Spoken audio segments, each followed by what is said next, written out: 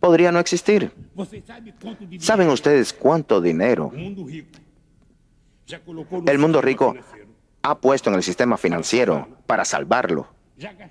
Ya ha gastado 9 billones o más de 9 millones de dólares. Ahora, ¿cuánto pagaron para salvar a los hipotecarios de Estados Unidos? ¿Cuánto pagaron para salvar a los desempleados, millones de desempleados en todo el mundo? No se pagó nada. Me parece. Se imaginaba antes que los pobres eran más atrasados y que los ricos eran más inteligentes. Los países ricos, durante la crisis de Brasil, durante las crisis en Argentina o en México, los países ricos ya sabían la solución para todos nuestros problemas. Nunca vi a personas que sabían tanto. Ellos decían en el aeropuerto de São Paulo, ya daban consejos. ¿Qué teníamos que comer? ¿Qué teníamos que comprar? ¿Cómo teníamos que producir? ¿Qué debería hacer el Estado? Cuando la crisis es en sus países, no saben qué hacer.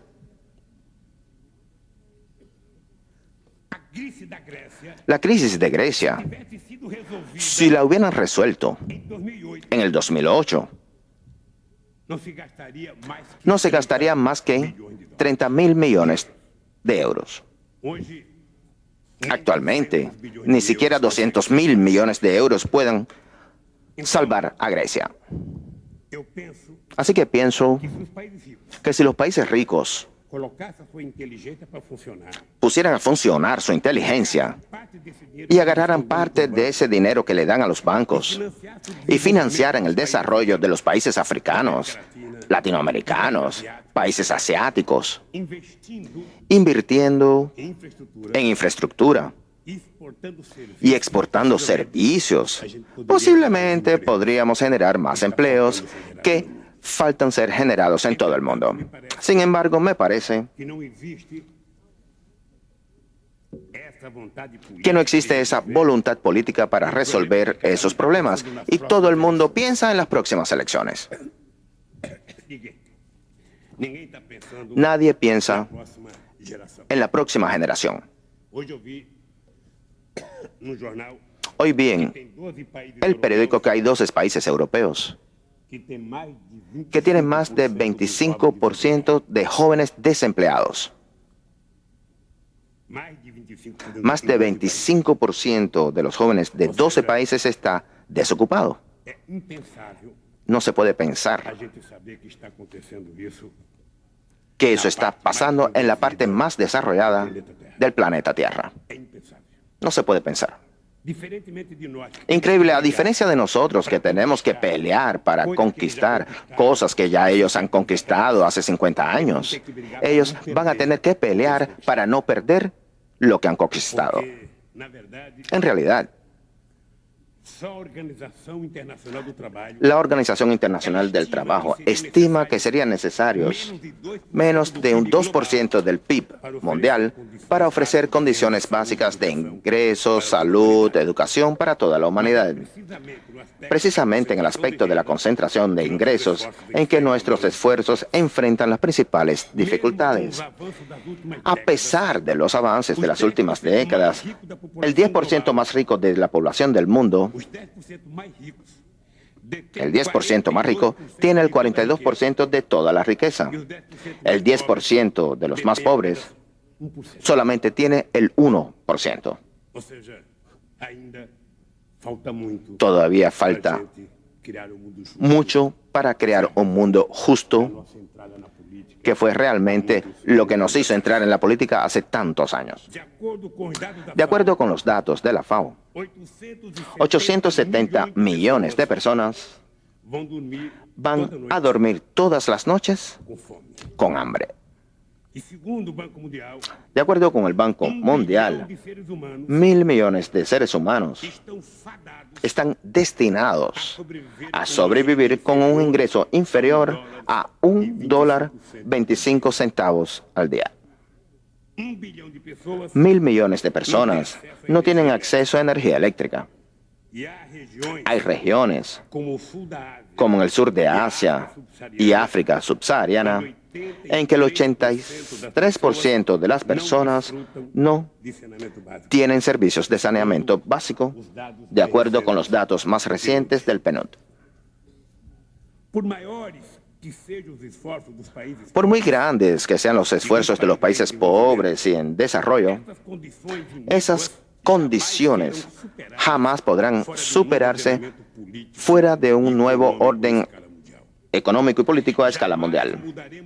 Jamás cambiaremos, transformaremos ese cuadro sin una democratización profunda de los organismos multilaterales, lo que incluye a los organismos responsables por el control de los flujos financieros entre los países.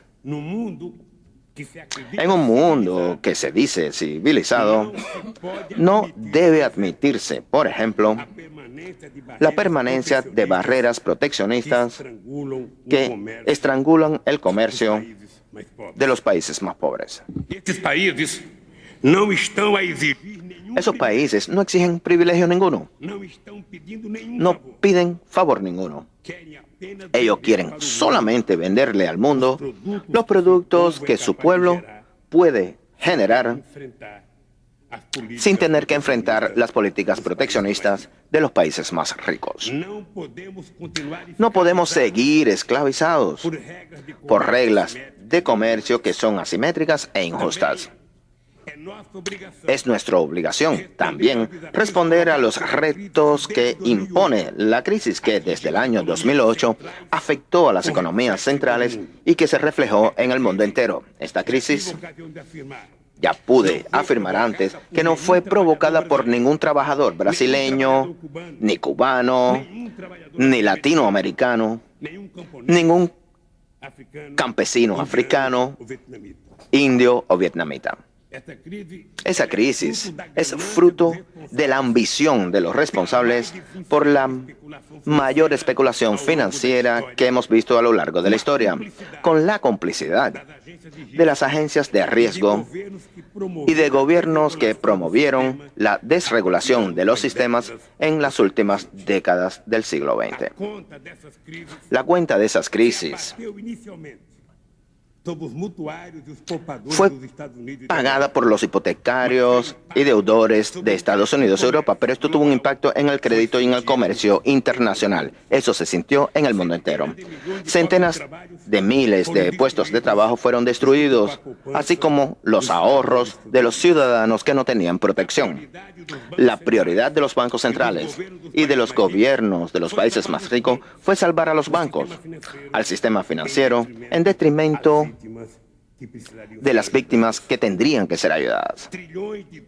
Billones y billones de dólares y euros se gastaron para salvar a los que provocaron la crisis.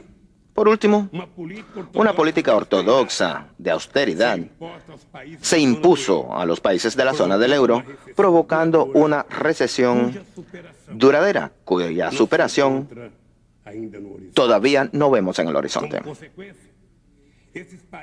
Esos países reducen las importaciones y las inversiones, lo que contamina al mundo con su propia crisis. Esta política, que el expresidente Felipe González calificó de suicidio voluntario, pone en riesgo la supervivencia de la Unión Europea. Mis queridas amigas, queridos amigos, le prometo que estoy acabando. Durante mi mandato como presidente de Brasil, pude discutir las consecuencias de la crisis con los gobernantes de otros países. Me acuerdo de una reunión del G20 en el 2008, en que llegamos a algunos consensos de cómo enfrentar la crisis. Era parte del consenso, de acuerdo con el documento de la reunión de Londres, adoptar las siguientes medidas. Primero, regular el sistema financiero, no permitir aquel palanqueo que ellos tenían, como lo hacen en Estados Unidos, que es 30 veces el patrimonio líquido neto del banco. 2. Restaurar el crédito para que volviera a funcionar la economía. 3. Acabar con los paraísos fiscales. 4.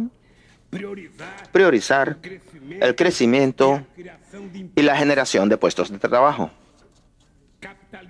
Capitalizar y reformar nuestras instituciones financieras internacionales para superar esta crisis y prevenir otras en el futuro. Promover el comercio y las inversiones globales y rechazar el proteccionismo para garantizar la prosperidad. Presten ustedes atención. La última es promover la recuperación del crecimiento de manera incluyente, verde y sostenible. Ya han transcurrido 4 años. ¿Y qué hemos visto concretamente? La salvación del sistema financiero siguió siendo la prioridad, pero poco se ha hecho para garantizar el nivel de empleo, así como el nivel de actividad económica de los países más afectados por la crisis. Eso nos lleva a la conclusión de que es necesario hacer una verdadera reforma en el sistema de la Organización de las Naciones Unidas, así como en los organismos multilaterales de regulación financiera, a saber, el FMI y el Banco Mundial. Reflejan un mundo